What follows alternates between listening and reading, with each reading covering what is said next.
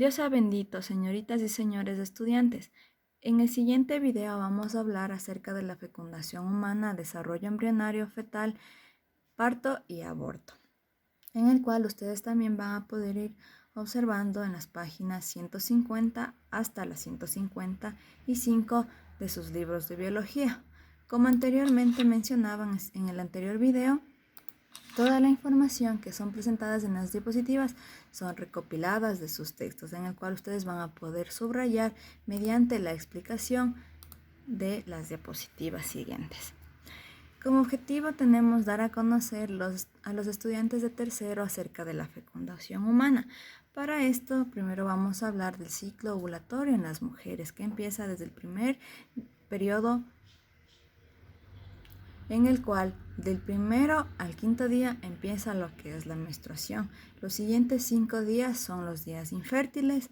Los 11 días siguientes vienen a ser los días fértiles, en el cual se produce el embarazo. Y después los 7 días restantes vienen a ser días infértiles, por lo que el ciclo ovulatorio de las mujeres son un total de 28 días. También es muy importante saber las características de entre cigoto, embrión y feto. El cigoto es la célula que resulta de la unión de las células sexuales masculinas y femenina y a partir de la cual se desarrolla el embrión de un ser vivo. En cuanto al embrión, se le llama así al organismo producido mediante la copulación o acto sexual, cuando se encuentra en su plena etapa de desarrollo, cuando las células del embrión se dividen y toman sus funciones características. Aquí también se determinará lo que son la formación de los diferentes órganos y tejidos. En cuanto al feto, a partir del momento en que ha adquirido la conformación de las características de la especie a la que pertenece, en los humanos a finales del tercer mes de gestación hasta el nacimiento. En cuanto a la fecundación humana, es uno de los procesos más importantes dentro del desarrollo biológico del ser humano. Si bien la reproducción en términos biológicos solo requiere tanto del espermatozoide como de óvulos que se encuentran mediante un coito o también en medios artificiales como la fertilización in vitro o en laboratorios. En la reproducción humana intervienen factores hormonales, nerviosos y físicos que engloban una respuesta sexual. El aparato reproductor femenino. Las estructuras principales del sistema reproductor femenino se componen de útero, trompas de falopio, ovarios, cuello uterino y la vagina.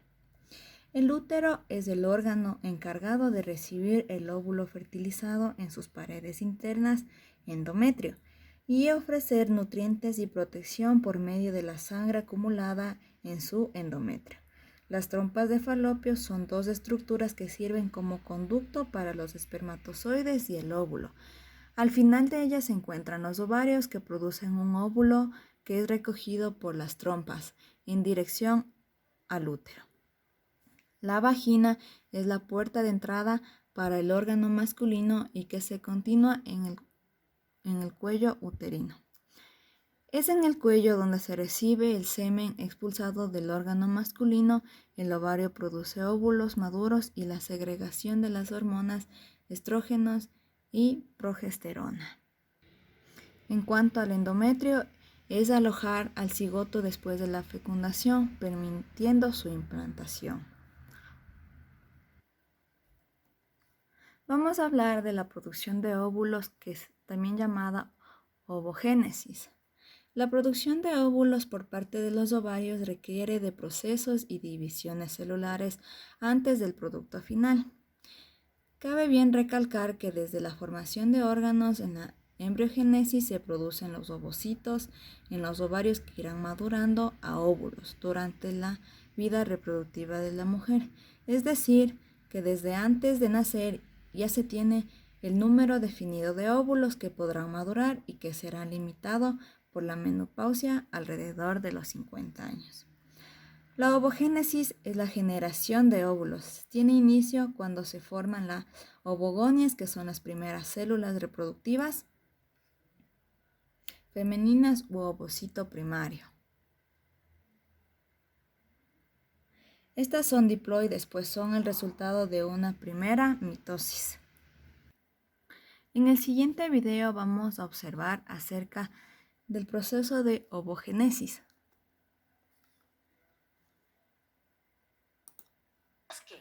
La ovogénesis es el proceso de formación de óvulos. Se inicia al tercer mes del desarrollo fetal, en las células del ovario llamadas ovogonias, células sexuales no diferenciadas.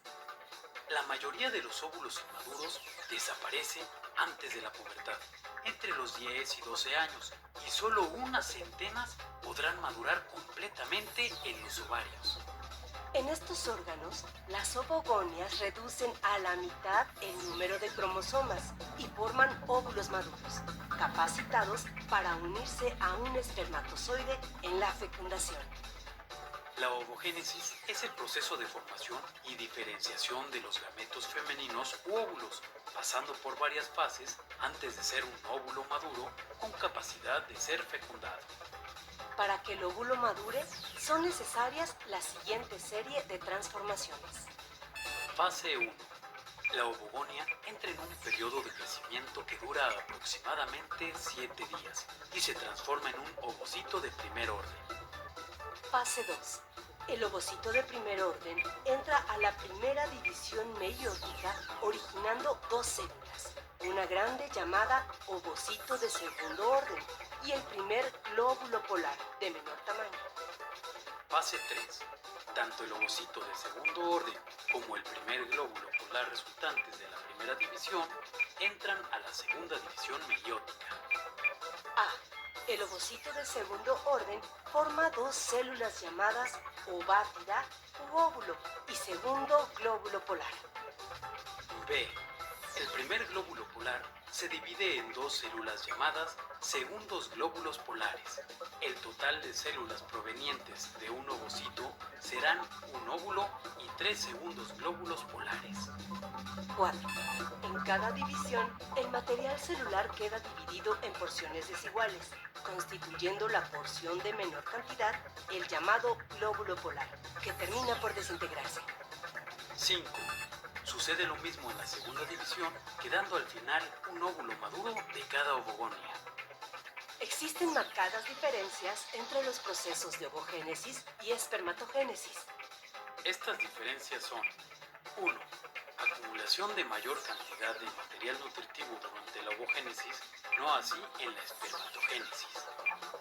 2. Producción de un gameto funcional durante la ovogénesis y 4 espermatozoides en la espermatogénesis. 3. Producción de óvulos al tercer mes de gestación del embrión femenino y espermatogénesis hasta que se inicia la pubertad en los testículos. En cuanto a la estructura del aparato reproductor femenino, pudimos observar la producción de óvulos y ovogénesis en el video anterior. Ahora vamos a hablar del aparato reproductor masculino, el cual está constituido por órganos externos que vienen a ser los testículos, que son los principales órganos del sistema reproductor masculino. Producen las células espermáticas y las hormonas sexuales masculinas. Se encuentran alojados en el escroto o saco escrotal, que es un conjunto de envolturas que cubre y aloja a los testículos en el hombre. El pene es el órgano copulador masculino que interviene también en la excreción urinaria. El cuerpo cavernoso son constituyentes en un par de columnas de tejido eréctil situadas en la parte superior del pene que se llenan de sangre durante la erección. El epidídimo. Los conductos del epidídimo son responsables de la maduración y activación de los espermatozoides. Los conjuntos deferentes son un par de conductos rodeados de músculo liso que conectan al epidídimo con los conductos eyaculadores. En cuanto a los órganos internos, la vesícula seminal segrega un líquido alcalino viscoso que neutraliza el ambiente ácido de la uretra. Los conductos eyaculadores son parte de la anatomía masculina. Durante la eyaculación, el semen pasa a través de estos conductos y es posteriormente expulsado a través de la uretra. La próstata es un órgano exclusivo de los hombres, localizado enfrente del recto, debajo y a la salida de la vejiga urinaria. Contiene células que producen parte del líquido seminal que protege y nutre a los espermatozoides contenidos en el semen. La uretra es el conjunto por el que pasa la orina desde la vejiga urinaria hasta el exterior del cuerpo. Las glándulas bulbouretrales, también conocidas como glándulas de Cooper, son dos glándulas que se encuentran debajo de la próstata. Su función es secretar un líquido alcalino que lubrica y neutraliza la acidez de la uretra antes del paso del semen. En cuanto a la espermatogonia o espermatogénesis, que es la producción de líquido seminal, al igual que la ovogénesis, la espermatogénesis requiere de divisiones celulares hasta formar al espermatozoide como tal. La célula primaria se domina espermatogonia, que es producida en los túbulos seminíferos. Luego es el espermatocito primario de una primera división celular meiótica. Da como producto dos espermatocitos secundarios. En el siguiente video vamos a poder observar todo el proceso de la espermatogénesis. ¿Sabías que al inicio de la pubertad en el hombre, aproximadamente entre los 10 y 14 años, comienza la producción de espermatozoides o espermatogénesis al interior de los testículos? Recuerda que los testículos son un par de órganos ovoides que miden de 4 a 5 centímetros de largo en el adulto. Antes del nacimiento, se forman dentro de la cavidad abdominal, cerca de los riñones, y luego descienden para quedar ubicados al tercer mes de gestación, dentro de un saco de piel llamado escroto, fuera del abdomen. La posición de los testículos fuera del abdomen permite mantenerlos a una temperatura de 4 grados centígrados menos que la temperatura de la cavidad abdominal, temperatura que se requiere para su correcto funcionamiento. Los testículos presentan una red de tubos delgados llamados tubos seminíferos. Las paredes de estos tubos se encuentran tapizados de células sexuales inmaduras, las espermatogonias, las cuales, por el proceso de meiosis, se transformarán en espermatozoides. Descripción de la espermatogénesis. ¿Cómo sucede este proceso? En la adolescencia, las espermatogonias se multiplican en el interior de los testículos y reducen a la mitad el número de cromosomas, pasando de 46 a 23 cromosomas característicos de las células sexuales humanas. La espermatogénesis se realiza en varias etapas en 74 días, tiempo necesario para que se formen los espermatozoides. La primera etapa dura 26 días. Las espermatogonias crecen y se transforman en los espermatocitos de primer orden. Después, los espermatocitos de primer orden se transforman en espermatocitos de segundo orden mediante una división meiótica. Estos espermatocitos de segundo orden realizan otra división meiótica, resultando 4 células haploides llamadas espermátidas por cada espermatogonia inicial. Cada espermátida entra en un proceso de cambios para adquirir la forma y estructuras características de los espermatozoides, proceso que dura 48 días. Entre las principales diferencias observadas en los procesos para formar los óvulos y los espermatozoides, encontramos el cambio de forma y aparición de estructuras especiales de los espermatozoides para asegurar su encuentro con el óvulo. También es importante saber que los espermatozoides producidos alrededor de 100 millones al día deben almacenarse hasta salir al exterior.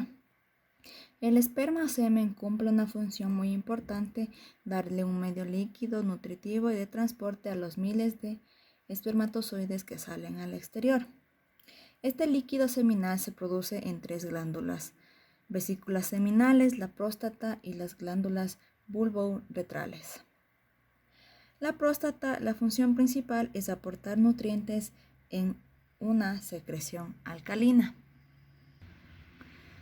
En cuanto a lo que se refiere a la fecundación del óvulo, la relación sexual involucra estímulos de tipo nervioso que conducen a respuestas fisiológicas importantes en ambos sistemas reproductores. Cuando existe la intervención del espermatozoide y el óvulo, el semen entra en el cuello uterino hasta las trompas de falopio. Los espermatozoides llegan al óvulo, pero en general solo uno podrá entrar y cumplir su función fecundadora. Muchas veces entran 2 o 3, pero no es muy común. El ganador debe ser un gameto fuerte que haya podido superar las barreras físicas y el cuello, como la acidez, los anticuerpos femeninos y el hecho de no quedar atrapados en las microcavidades de las paredes uterinas. Una vez adentro, la superficie del óvulo cierra el orificio mínimo y solo penetra la cabeza del espermatozoide. El óvulo entra ahora sí en una segunda división meiótica y los núcleos de ambos gametos se fusionan formando una célula diploide. Recordemos que en la ovogénesis se queda detenido el proceso hasta que llega la fecundación y que cada célula sexual es de tipo haploide que al unirse forma una célula de carga diploide. En este punto se sucederán un sinnúmero de divisiones mitóticas que darán lugar a la blástula, la mórula, el cigoto, el embrión con la etapa de embriogénesis y organogénesis. La embriogénesis es un proceso que inicia tras la fecundación de los gametos para dar lugar al embrión. En cuanto a la organogénesis, es el conjunto de cambios que desarrollan los diferentes órganos. Muchas gracias por su atención, queridos estudiantes, y no olviden quedarse en casa.